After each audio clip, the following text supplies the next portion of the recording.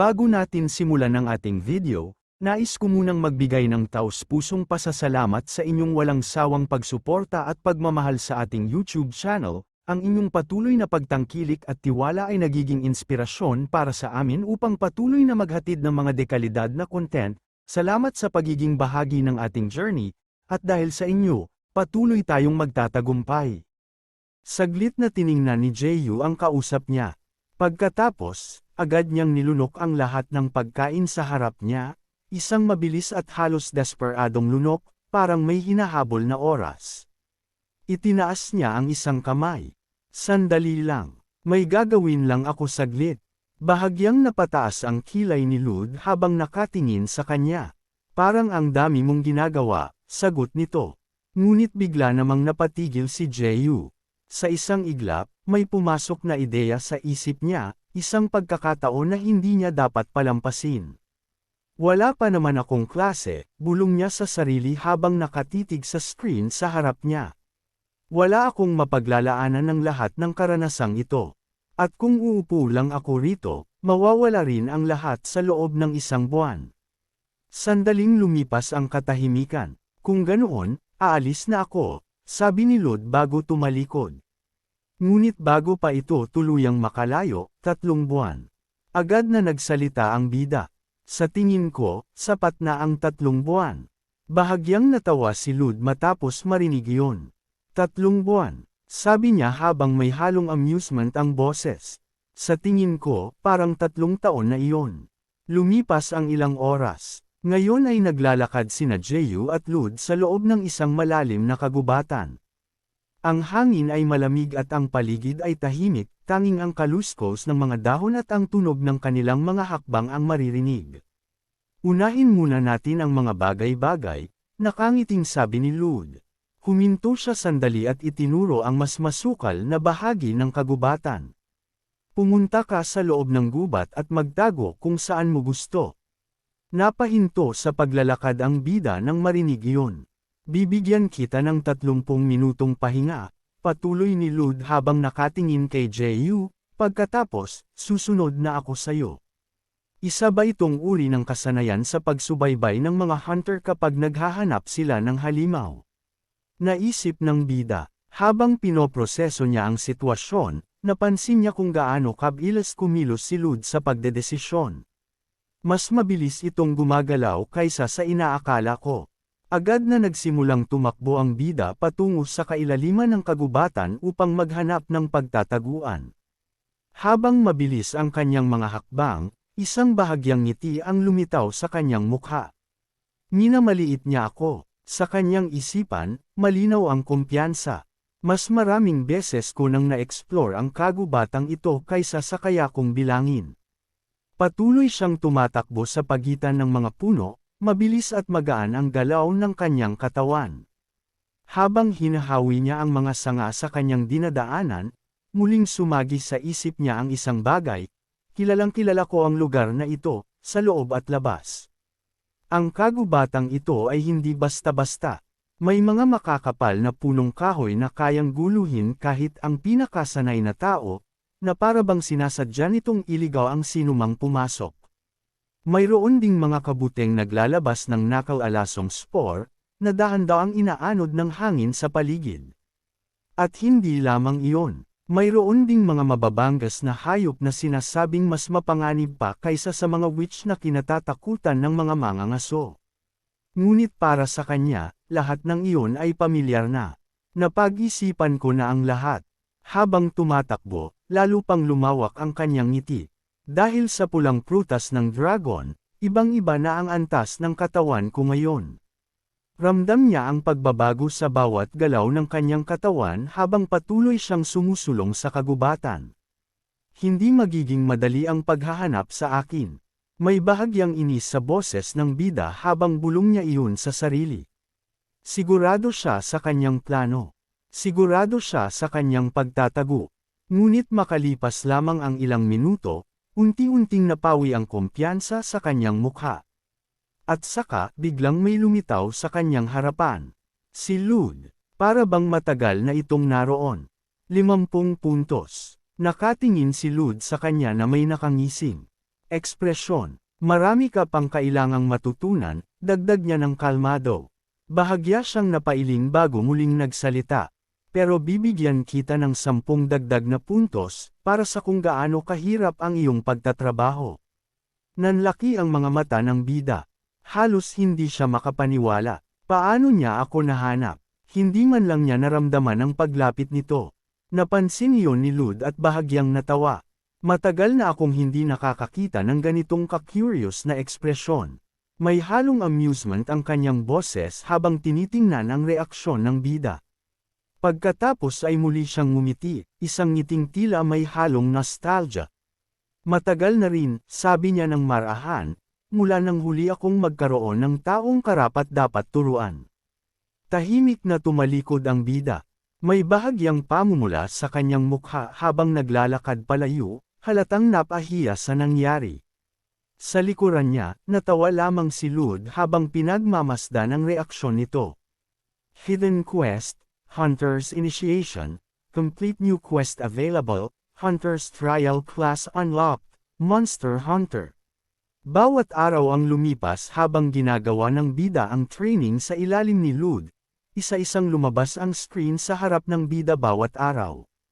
Skill learned, Herbalism, Intermediate Swordsmanship, Survival, Musket Shooting. Pagkaraan ng ilang araw ay lumitaw ang huling notification. Skill learned, Monster Track ang proficiency level, isang mas lalo siyang napangisi. May kakaibang kislap sa kanyang mga mata, parang may lihim na plano na unti-unti nang nabubuo sa kanyang isipan. Sa tingin ko, ayos na ito. Mahina ngunit puno ng kumpiyansa ang kanyang bulong. Lumipas ang 3 buwan. Sa loob ng kagubatan, tahimik na nakaupo si Lud habang nakatingin sa bida. Sandali siyang napailing, tila hindi makapaniwala sa kanyang nakikita. Nakuha mo na lahat, ha?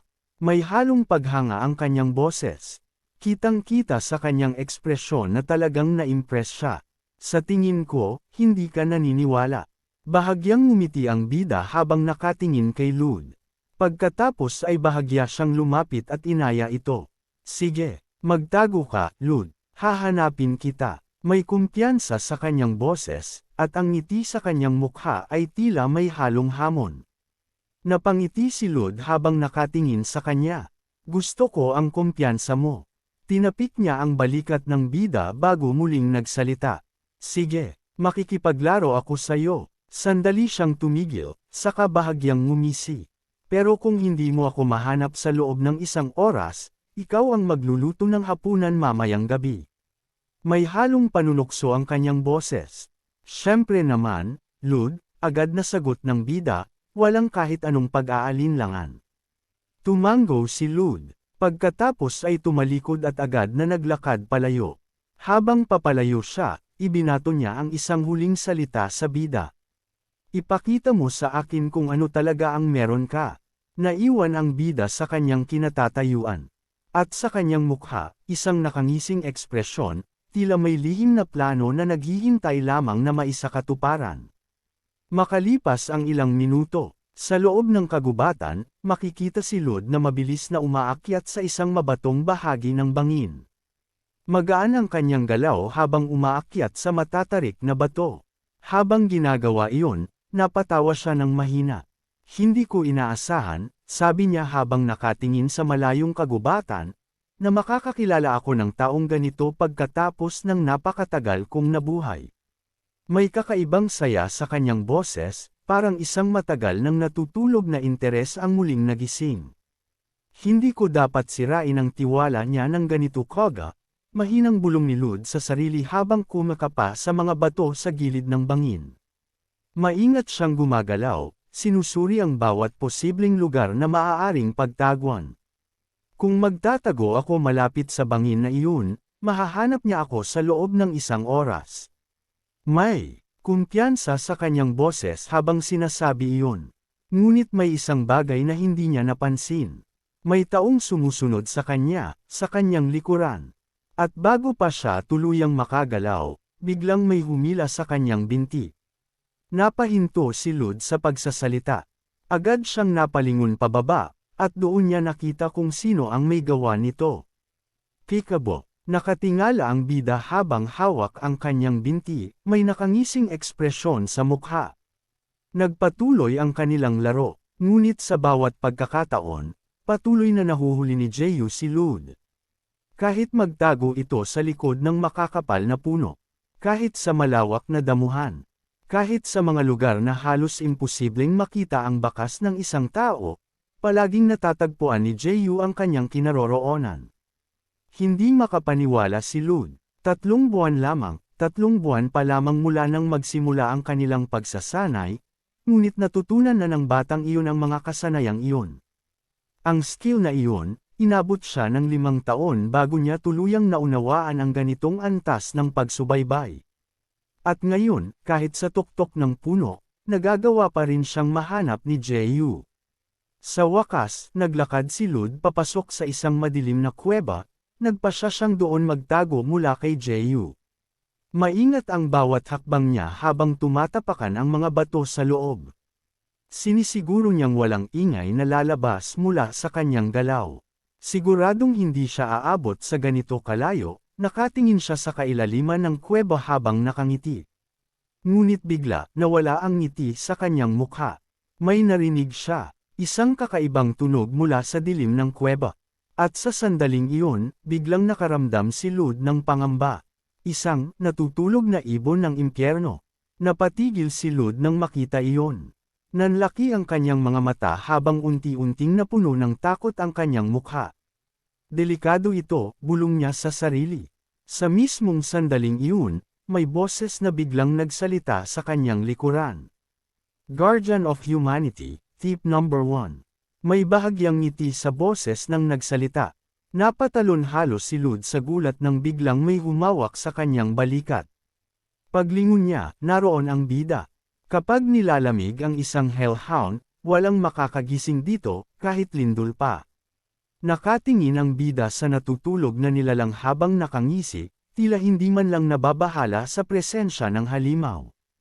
Pagkatapos ay muling bumaling ang tingin niya kay Lud. Kung ganoon, sabi niya na may bahagyang ngiti. Nakapasa na ba ako sa pagsubok mo? Sandaling natahimik si Lud. Lumingon siya sa bida, halata pa rin ang bakas ng takot sa kanyang mukha. Ngunit sa huli, tumanggo lamang siya. Pagkalabas nila mula sa kuweba, agad na napatawa si Lud. Kahanga-hanga, sabi niya habang nakatingin sa bida. Na-master mo ang lahat ng iyon, sa loob lamang ng 3 buwan. Bahagyang ngumiti ang bida. Maraming salamat, sagot niya. Kung hindi dahil sa iyo, hindi ko matututunan ang mga iyon. Ngunit agad na umiling si Lud. Itanggi ko iyan. Tinitigan niya ang bida ng may seryosong ekspresyon.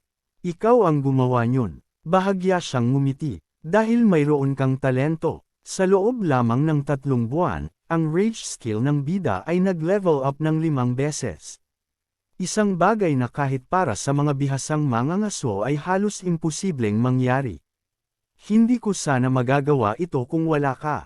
Nakatingin ang bida kay Lud habang nakangiting iniunat ang kanyang kamay. Ngunit sa kanyang isipan, inilagay ko ang lahat ng XP na nakuha ko mula sa mga witch doon. Tahimik ngunit kalkulado ang desisyong iyon. Napailing si Lud habang nakatingin sa kanya, tila hindi pa rin lubos na makapaniwala. Kakaiba ka talaga, sabi niya na may halong paghanga. Naalala mo pa nga ang lahat ng ekolohiya ng mga halimaw na itinuro ko habang naglalakbay tayo. May saya sa kanyang boses habang sinasabi iyon. Ngunit sa isip ni Jeyu, literal na isinulat ko ang libro tungkol sa mga halimaw. Hindi niya iyon sinabi ng malakas. Sa halip, nanatili lamang ang isang mahinang ngiti sa kanyang mukha. Ngayon lang ako nakakita ng katulad mo, patuloy ni Lud habang nakatingin sa kanya. Mayroon kang magandang kinabukasan. Kitang-kita sa kanyang boses ang tunay na tuwa. Sandaling natahimik ang dalawa bago muling nagsalita si Lud, kung ganoon. Bahagya siyang tumingin sa malayo bago bumalik ang tingin sa bida. Aalis ka na ba para asikasuhin ang nabanggit mo noon? Una sa lahat, kailangan ko ng pera. Nakatingin ang bida kay Lud habang may bahagyang ngiti sa kanyang mukha. Sa huli, lahat ay nagsisimula sa pera. Napangiti si Lud matapos marinig iyon.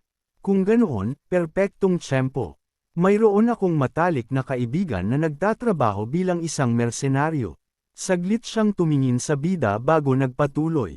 Bakit hindi ka magsimula roon? May halong kumpiyansa ang kanyang ngiti. Sandaling napaisip ang bida. Sa kanyang palagay, magandang alok yun. Ang pagiging mersenaryo ay isang klasikong sinaunang ruta para kumita ng pera, isang landas na dinaanan na ng maraming mandirigma bago siya. Hindi lamang iyon, magbibigay din iyon sa kanya ng kalayaan upang maglakbay at magpalakas.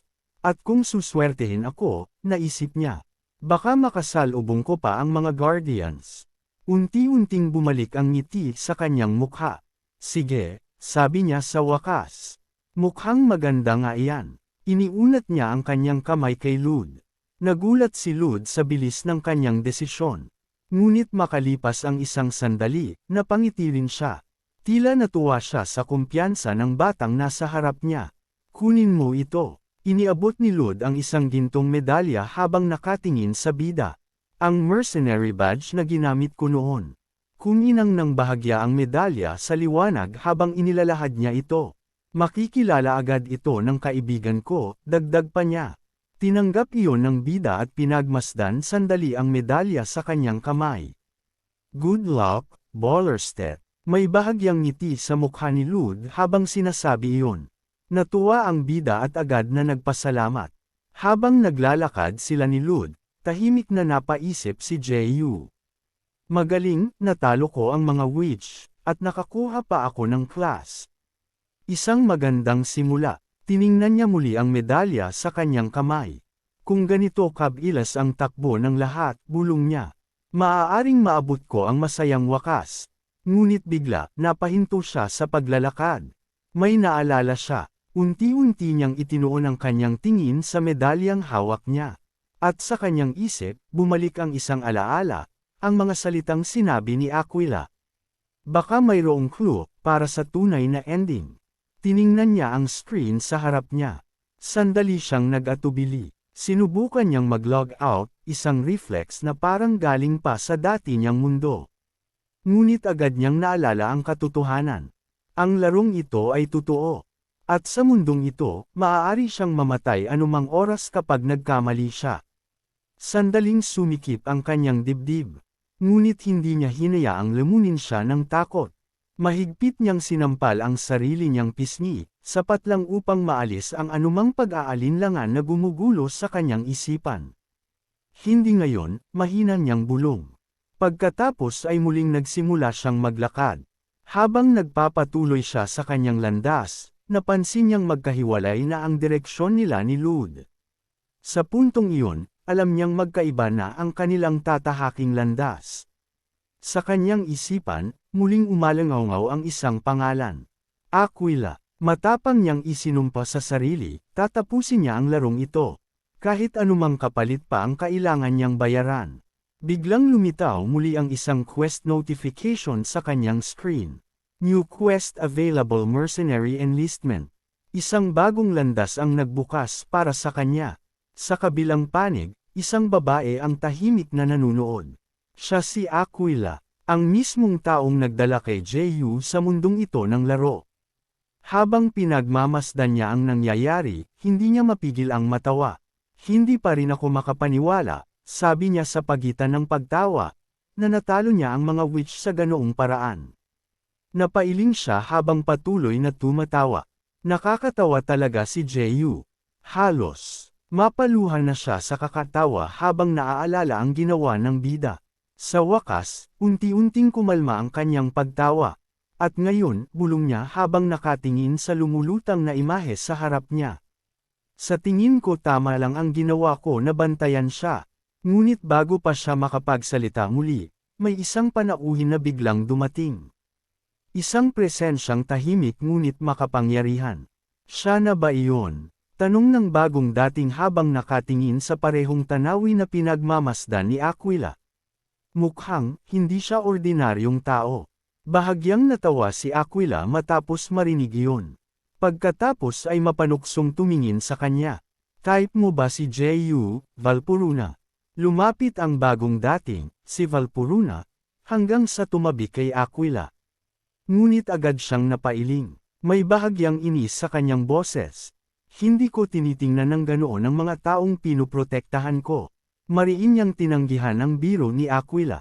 Kaya mo lang sinasabi iyan dahil cute siya. Nakangising sabi ni Aquila, halatang natutuwa sa sarili niyang biro. Inirapan lamang siya ni Valpuruna, tila sanay na sa mga ganitong kalokohan. Bakit ba napakaseryoso mo, Valpuruna? Patuloy ni Aquila habang nakasandal, noong dati, masaya ka naman. Matagal na iyon, malamig na sagot ni Valpuruna. Sandali siyang tumingin sa lumulutang na screen bago muling bumaling kay Aquila. Mas mahalaga ang isang bagay. Nabayaran mo ba talaga ang utang niya? Bahagyang ngumiti si Aquila. Oo naman, sagot niya ng walang pag-aalinlangan. Ginawa ko na iyon bago pa siya ipadala sa ibang mundo. Bahagyang kumunat ang noo ni Valpuruna. Kaya nandoon siya ngayon, nagdurusa, sabi niya ng mababa ang boses, kahit hindi niya alam na nabayaran na ang utang niya. Ngumiti lamang si Aquila. Oo, napabuntong hininga si Valpuruna. Ang brutal mo talaga. Ano? Sagot ni Aquila, tila inosente. Hindi ba't masaya? Itinuro niya ang screen sa harap nila.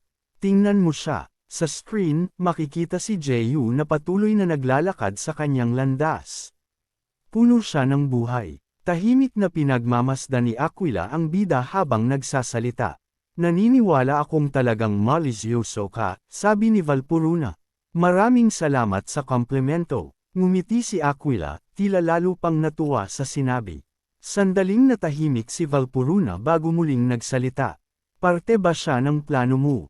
Hindi agad sumagot si Aquila. Isa lamang siyang libangan para sa'yo, hindi ba? Seryosong dagdag ni Valpuruna, ngunit hindi siya sinagot ni Aquila. Sa halip, tumawa lamang siya. Isang tawang nakakaloko, at bahagyang nakakatakot. Sa kanyang isip, si Jeyu ay tila isang kakaibang manlalaro sa isang laro na matagal na niyang pinapanood. Patuloy niyang pinagmamasdan ang bida sa screen. At sa ngayon, sabi ni Aquila habang nakangiti, bantayan muna natin siya.